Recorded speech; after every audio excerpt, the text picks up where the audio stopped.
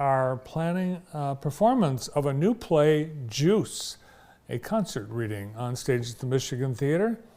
Actor Elena Kerr and director Michelle Mountain. Welcome to the show. Welcome back. Thank you. Thank you for having us. Yeah. So last time Michelle was on our show, you were directing a show at Purple Rose Theater, I believe. I think so. Yeah. I think it was Sherlock Holmes. One of them. I think so. Sherlock Holmes. Yeah. Yeah. So now, is this your first time on stage at the Michigan Theater directing? Yeah. Cool. Yeah. I'm very excited. So we've got a new play that's written by a Jackson person, and you guys are putting it on. Yes. Jan Meyer. She is a very good friend of mine. I've been, we've kind of been working this play out for some years now. I remember when it was still bare bones scripts, first couple drafts. We were reading it in her living room along with Kimberly Schwartz, has also been there since the beginning of the conception of the play, and I'm just honored to be a part of Jan's vision. I think she had a vision in mind when creating this, and she included me in the conceptualization and the writing process, and I couldn't be more thrilled. The show's called Juice. So normally when people are invited to come see a play, they're going to see actors move about on a set. But this is, since it's so new, it's the first exposure to a mass audience, and you're doing it not a traditional way. Right. Yes. So how do you do it, and how do you direct it? Well, typically a staged reading involves actors often sitting on stage with music stands in front of them, and when it's literally a reading.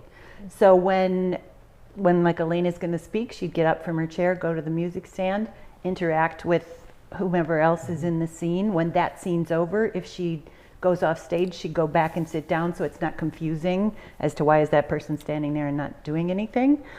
It's a chance for everyone to hear the play, including the audience, and then often there's feedback and people can say, I got really confused here, this didn't make sense to me, that didn't. So it's a great tool for the playwright to be able to fix the play, so that then when you do go into production, that work is mostly done.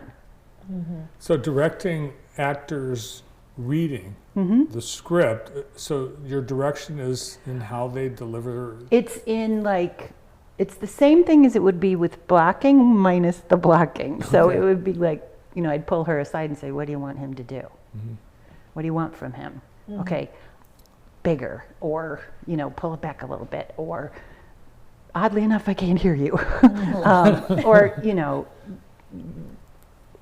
or even just what do you want to do? Facial expressions, and too, are people looking at that? No? Well, no, because that will come. Yeah. Like if I would give her the note to let you have it, she wouldn't have to think about her face. Because if you think about what you're doing and you fully commit to doing it, then the rest of your body will follow suit, as opposed to worrying about how you look like you're doing it. So it's much actually easier than you'd think to just simply go. Elena, what's this part you're playing? You're the star, right? Yes, I play the title character, so her name is Juice. That's where the name comes from. It has Yes. nothing to do with juice. No real juice in the no orange juice. Just some tomato, I think. There's some tomato juice featured, But so her name is Juice, and she actually changed her name for when so it is basically the premise of the play is she's left home, and she's been estranged from her family, from her mother and her sister and her stepfather for about 10 years. And she kind of just changed her whole identity, and she chose the name Juice because she, an artist had told her, well, you have a voice as sweet as juice. And she's an artist. She's a singer, songwriter. Just like you. Yes. And I really, that's why I do really relate to this role, in that I find myself kind of living my truth through this play, and that's why it is very cathartic for me. It deals with some kind of more painful topics, but it can be very therapeutic when I work through my own things, and it's especially helpful when that person is a lot like me, and she's just trying to make it as a singer, you know, and it's set in the 70s, so she's, you know, it's kind of a different time, and so it's very very therapeutic to kind of just go through her story as myself and kind of give part of myself to the play. It feels really, really freeing in a lot of ways. When Jan was here last week, it sounds like there's some healing, that there's been some family issues, maybe abuse, domestic violence that happened years ago, before the time that the play is set at, Yes. right? Yes.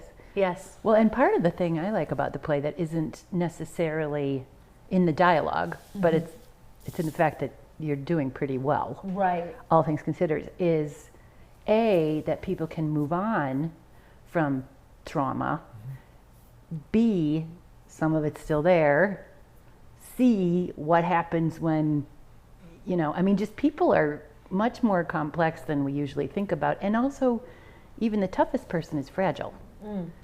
And I just think the journey of everybody's journey, and there's some good surprises in there too. Yes, there is. Well, how would you call it?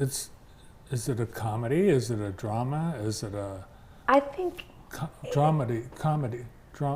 yeah, It- it could count as that. I think it's overall a drama, but with a ton of humor and comedy. Yeah, it's got some comedic elements, Yes. and I think that points to just like the human tendency to use humor to Cope. exactly, and you know, a lot of people with really deep-seated trauma use humor as a way to kind of get through it, and you know, because at the end of the day, you have to get through it as whatever way that you can. And I think comedy is a very smart tool to use. Michelle, is this how a typical play starts, say a Broadway show? New ones, I would certainly hope so. I mean, I've not worked on one, but we used to live in other parts of the country and work at some pretty big theaters. And so typically, somebody writes something, somebody hands it over, they do, you know, all the things. I think at the big places, the readings are probably like private. You know, one of my favorite, we used to live in La Jolla, and I spent quite a few lunchtimes sitting on the rocks with Athol Fugard just talking about stuff. And he was the nicest guy, and I was like, I'm so glad you're such a great playwright and funny and kind. And, you know, that's my favorite thing about theater people. Most people are pretty great, and they're pretty generous. And so so like, even I can't remember which play they were doing, but it was done, you know, it was published, it was everything, but he'd still tinker. He'd just still like tinker. Lanford Wilson took out he gave me one word during a preview. He slipped out of his seat. I had an entrance. I exited this way. I come around this way. He's not supposed to do this. He knows this. I nearly peed my pants. So he slips out, hands me a piece of paper, goes, your line is now blah, blah, blah, but blah, blah, blah. And I'm like, okay. And then I'm thinking, where am I supposed to put the piece of paper? You know, but so that's how much it matters to the playwrights. And then we get the job of honoring that. So it's been in development for years, Yes. Janet said. So you guys have already set I have it? not. You I'm haven't? brand new. Okay. Yes, she is new to the project, but it has been in the works for a while. Like I said, I remember, you know, a few years back we were working on it just right in her living room, and then you know, as it progressed, we did do a reading at the library right here downtown. We did a small reading, and we got feedback, and we did a virtual reading, and we got feedback from that. And the audiences have been very vocal. They've been very helpful. Letting us know what could be changed, what could be improved, things that maybe they missed that could be more elaborated on, and you know, because we don't want anyone to miss anything, because you know, as you say, there's some surprises, there's some things that pop up that, you know, you might not get if you you know, that's the beauty of you know, writing a play too, is that, you know, you really got to find your footing, and it's really helpful when you can get an audience's perspective And actors you trust. and act right. Exactly. And you know what else? It's the mark, in my opinion, of a really great writer, that they listen to the feedback. You don't have to agree with it all. Yeah. But you listen, you try it, Right. because you don't know everything. And I think that is so key to being a good writer. Absolutely. Yeah, you gotta take ego out of it. You do. Because, art is very subjective, and audiences won't hold back if you ask for Right. for their opinions. And at the end of the day, you'll know? know, and you'll know in your gut what's right for you. But the process, you listen, you absorb. Try things out. Yeah. Yeah. All right, this Saturday you'll be a critic in the audience, and it's a benefit for Aware Shelter and Michigan Theater. $15 or 2 for $20, and tickets at the door Yes, sir. at the Michigan Theater. And you'll be on stage with microphones, Yes. okay? And Janet and you'll be in the audience. Yes, we will. Okay. Hope to see everyone there. Yeah. All right, a concert reading of a new play, Juice, starring Elena Kerr and directed by Michelle Mountain. There's another